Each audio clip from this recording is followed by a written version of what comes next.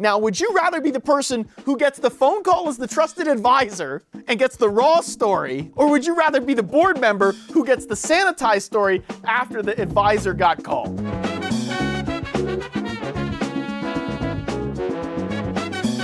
Board of directors are very important for a startup company. You need advice, guidance, and counsel. You need proper governance. There's a lot of things, especially as a first-time CEO, you gotta learn. But you also don't want a board that is just there as a bunch of old farts who don't know anything about your business. And so there's a little alchemy that needs to happen to get a good board. You want the CEO to be on the board. You probably want a co-founder to be on the board. You want an investor to be on the board.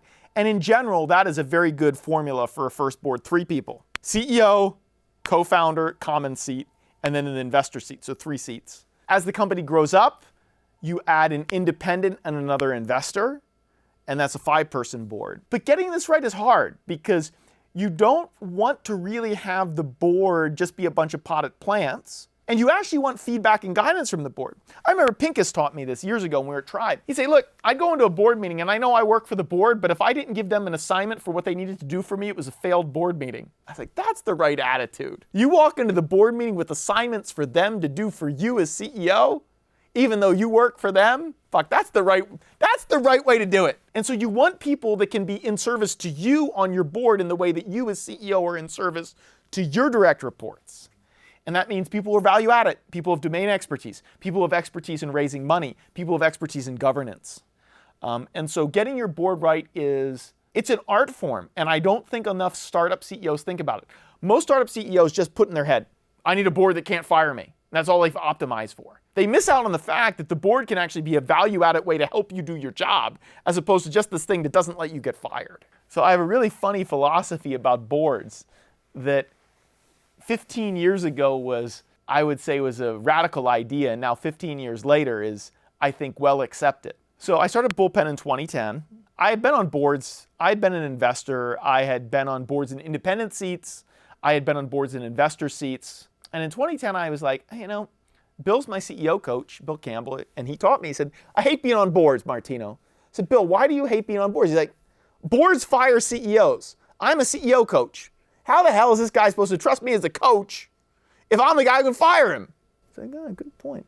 So I decided in 2010, when I started the venture fund, I would in general try not to be on the board of directors, but be a board observer so that I could be the CEO coach. Oh boy, this was a big no-no.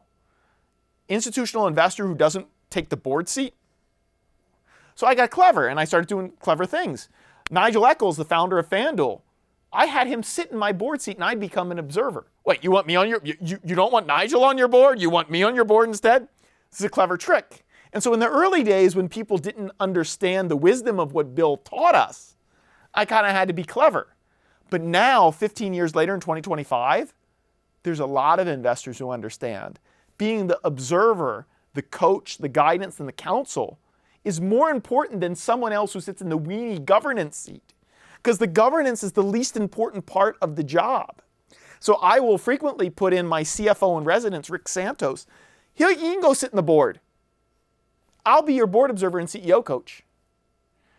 The other beauty of being the CEO coach is, when you have something go wrong in your company, you got to call the board.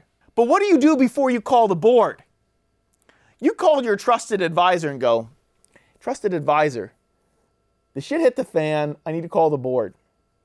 Now, would you rather be the person who gets the phone call as the trusted advisor and gets the raw story, or would you rather be the board member who gets the sanitized story after the advisor got called?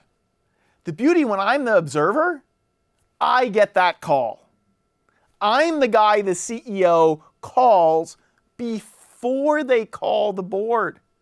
I give advice and counsel on how to position and explain this to the board. So at first, my investors, my limited partners at Bullpen, they're like, Paul, this is terrible. You don't have proper governance and control over your companies. You won't know what's actually going on with them. I said, no. Got this backwards. By being the observer, I actually know the unvarnished truth of the company, whereas the board member gets the sanitized version. 15 years later, I can say that I was a member of this movement, and many early stage venture capital firms take on this philosophy of trusted advisor, and they know way more about their companies than their actual board members.